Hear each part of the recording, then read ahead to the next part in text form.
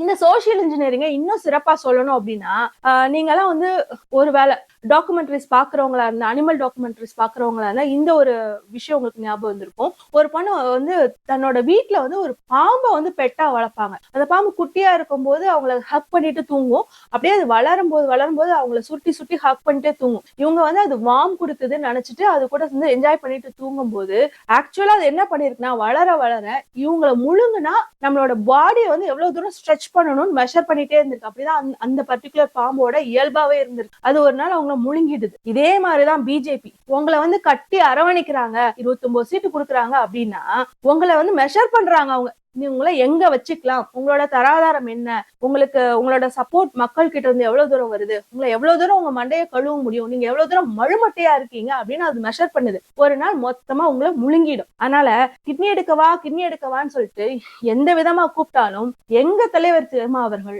உங்க பின்னாடி வரவே மாட்டாங்க. அவர் முடிவு பண்ணிட்டாரு, நீங்க வந்து பாம்பு, என்னைக்கு